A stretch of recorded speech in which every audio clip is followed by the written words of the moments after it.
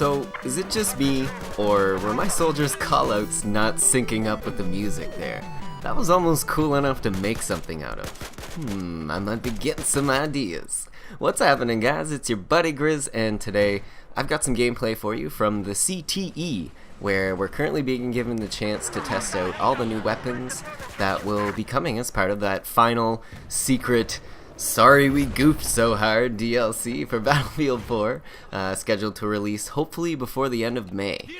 Now, I bet a lot of you were getting worried there that I might be done with posting Battlefield 4 content now that Hardline is in full swing, but fear not, I would never alienate a pretty good portion of my viewers like that. I know a lot of you are either not going to buy Hardline until it goes down in price, or are just not interested really in buying it much at all. And you know what? That's okay, because DICE is still working day in, day out on Battlefield 4 tweaks, balances, and new content for us, which is just, I don't know, man. Is there any better developer than DICE, though? Really? I just think it's so awesome, and such a testament to DICE as a company's level of caring for the people who play and enjoy their games. If anyone out there is still mad at them about the Battlefield 4 launch, come on, guy. Come on.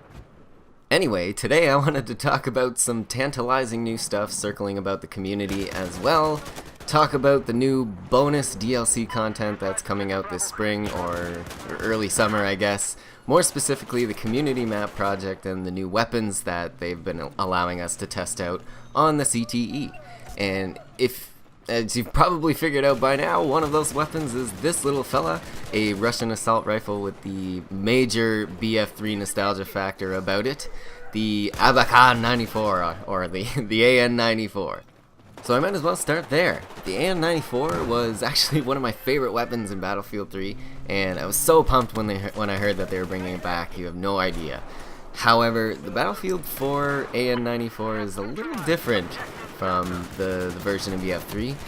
It's missing one of the key details of the real-life version that I think they really should implement if it's not too late, because it's basically the best thing about the AN-94. This feature is the invention of this firing mechanism that allows the first two bullets to leave the barrel at essentially the same time, or maybe a better way of explaining it is the second bullet leaves the barrel before the recoil from the first shot is actually felt.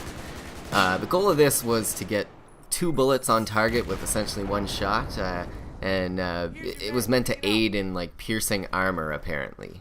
Now, correct me if I'm wrong, but the real-life AN-94's first two bullets are supposed to fire at, I think, 1,800 rounds per minute. Then subsequently it slows down to 600 for the remaining time that the trigger is held down. This is not, unfortunately, how it works in Battlefield 4 so far. In BF3, at least, you had that, the AN-94 was two burst only, and if you could time your clicks right, you could actually make it fire at approximately 1,200 rounds per minute. This version does have the two round burst option, but it also has the full auto mode, which is more like the real AN-94, but you can't use the burst option like you could in BF3, so we're kind of stuck with that one rate of fire of 600 rounds per minute. Now, I'm not sure why they decided to omit that feature of the AN-94, and I feel like if you're gonna implement this weapon into any game, you should do it right. And you know who actually did this weapon right? Treyarch. That's right.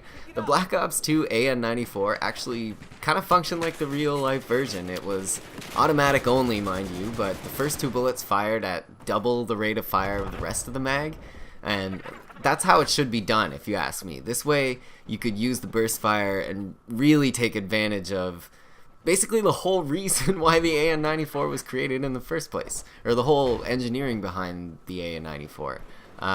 Maybe, just maybe, they tried to make it work like that, but it's glitched, or the code isn't quite correct yet.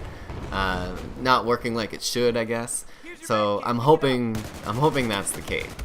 And as it stands right now, the AN-94 is good. It's not overly amazing or anything. Could be better, which is why I hope they implement that little feature there. In fact, during my play with it, I was seeing a lot of players saying they hated it or that it sucked, and I don't think it sucks. I kind of like it. The best thing about the AN-94 right now is that it has extremely low recoil. And when I say extremely low, I mean extremely low, bro! This thing is like a laser rifle, despite the lower damage, I guess. Obviously, there are no stats to report yet, but I'm gonna go out on a limb and say that the AN-94's damage model is probably gonna be a little inferior to a lot of the other assault rifles.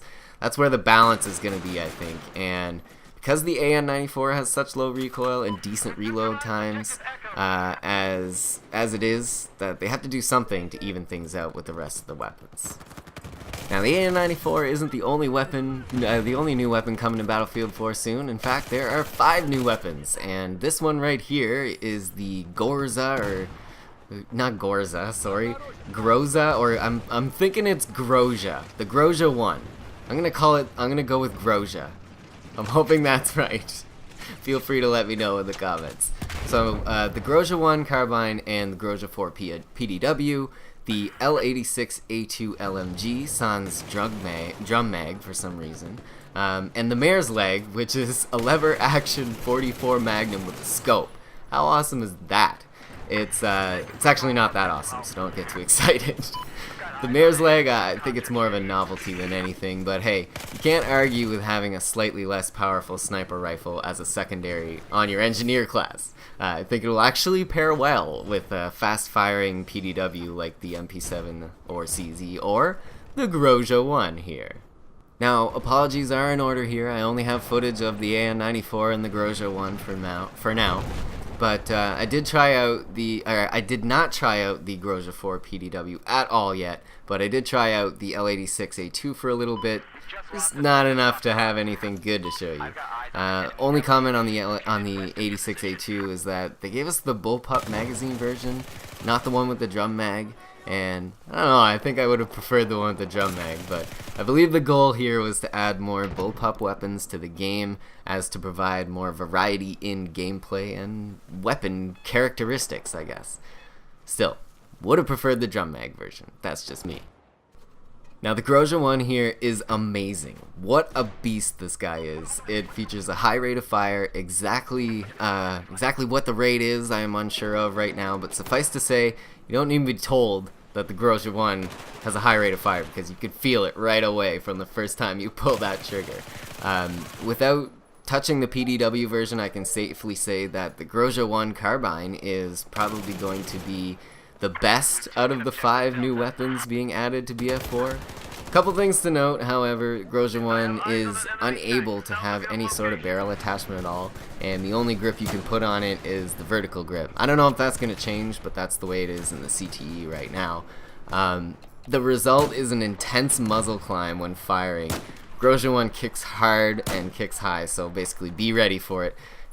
Countering it isn't too complicated, I guess. You just have to pull in the opposite direction, but it's so intense that even knowing and expecting it still catches you by surprise.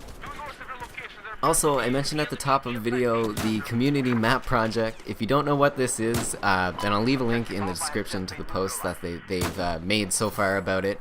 There's currently another poll going on in which DICE is asking which map out of the possible 3 mock-ups they've created we like the best. So, oh, and check out this awesome tow missile. God, that was so great. That was so great. It was right through the collapsed building. That was awesome. I had to include it. Anyways, so yeah, they're asking us which out of 3 map mock-ups they've created we like best, and that is just beyond awesome if you ask me. It really shows that they care about the players and the fans. I mean, who else besides Battlefielders would get to tell the developers of the game that they love what they want or do not want in a new map? Like, it's awesome. So make your voices heard, go to the poll, and pick your favorite map design by, I'll leave a link in the description below. So go click on it and let them know which one you like best. I'm really interested in this project, and I want to keep you all updated as more news and updates are released about the new map. So expect more videos about it soonish, and I'll, delve into the whole thing a little deeper and give you my thoughts on what I'd like to see. But One more thing about the DLC, there is a new game mode coming to BF4 in this patch as well. It's not 100% new to Battlefield veterans, but that game mode is Gunmaster. And my good pal Whiskey Lung made a video about the new game mode here, so if you he talks about it a little more than I'm going to in this video. So if you'd like to check it out and see what it's like, then I shall leave a link to his channel on the screen right here. Go check it out and check out some of his other videos as well while you're there. He's a funny guy. Awesome content. That's gonna do it for me this time, guys. I do so hope you enjoyed the video. If you did and you'd like to show it a little love, then please click that like button down below. I always appreciate it when you do so. And as always, if you're new around here, then I would love it if you would become my buddy and subscribe to the channel. Thank you to all of those who continue to watch and support my videos and me and my misguided attempts and hopes at being a YouTube sensation. My name's Griz. I'm overly polite, and I will see you all next time. See ya.